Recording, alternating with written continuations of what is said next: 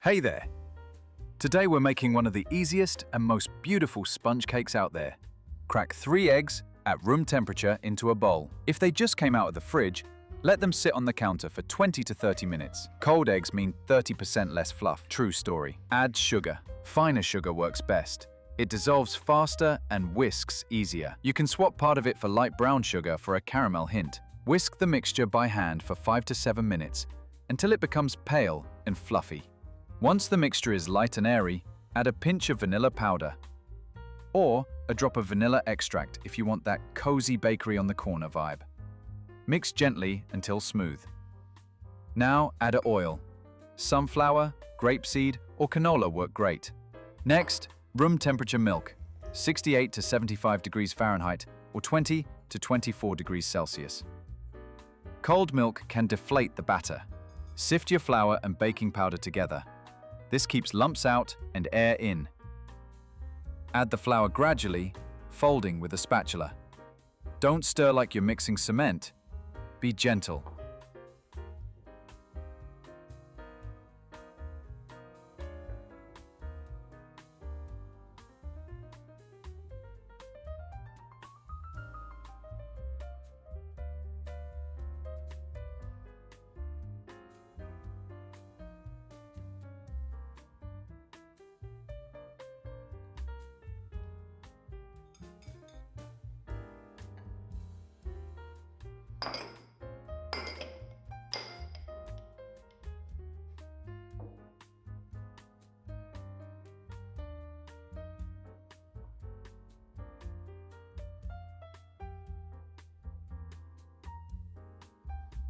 Once smooth, divide the batter evenly into 2 bowls. To one half, add sifted natural cocoa powder, unsweetened. Mix until the color is evenly chocolatey. Go ahead, give it a little taste. In the name of science, of course.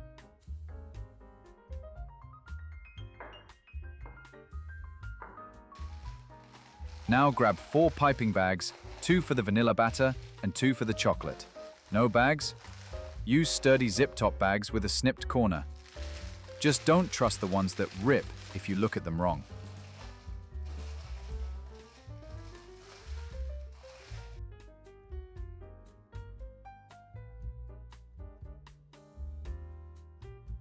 Pour the batters into the bags and prep your cake pan.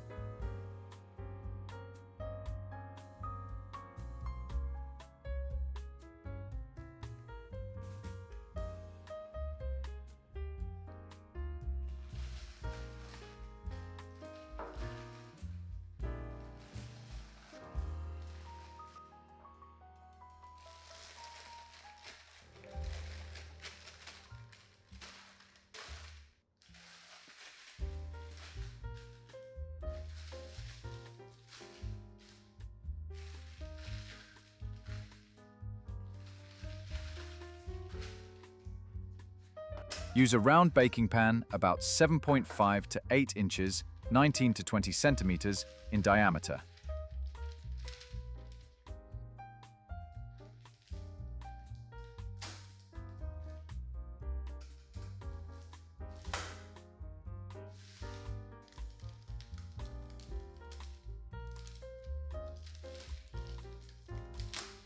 Grease it with butter or line it with parchment paper. If your pan doesn't have a non-stick surface, grease the sides too. Preheat the oven to 350 degrees Fahrenheit, 175 degrees Celsius. Do this early so it's ready. Now the fun part. Tell me in the comments where you're watching from. Texas? Berlin? Seoul? Sydney? I love seeing where everyone's baking from. Pipe the batters into the center of the pan, alternating chocolate and vanilla. Each new layer goes right into the center of the last. Then, grab a toothpick or skewer and gently drag it from the center out, or in swirls, whatever feels right. but maybe stop before it turns into a modern art project.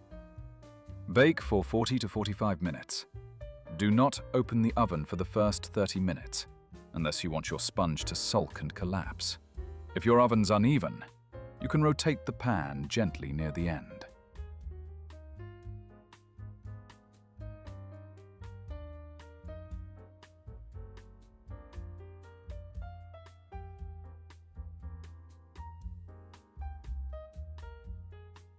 Check for doneness with a skewer or toothpick.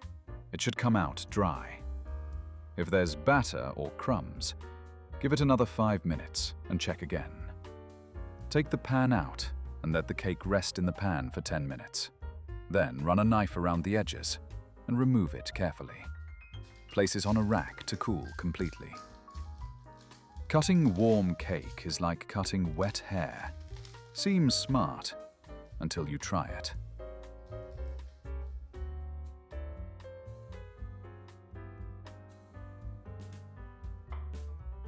Now let's talk cake ideas. You can slice this sponge into 2 or 3 layers. Use a long serrated knife, like a bread knife. For clean layers, chill the cake in plastic wrap for 30 to 60 minutes first. The layers hold syrup well without turning mushy and pair perfectly with cream cheese frosting, ganache, custard, or whipped sour cream.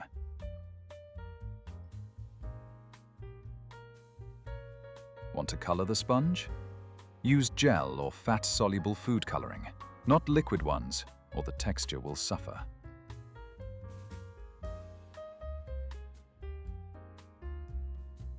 For decoration, I used a touch of honey. It gives a lovely shine.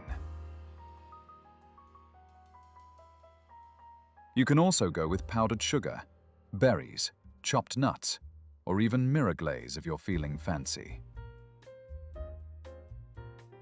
If you enjoyed the recipe, leave a like, tell me where you're watching from, and share how your bake turned out.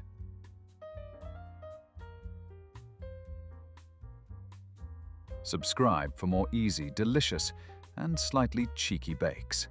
And if you share this video with a friend, you're officially the sweetest person on the internet today.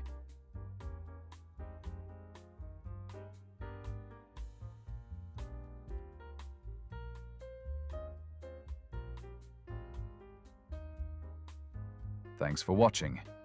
See you in the next one.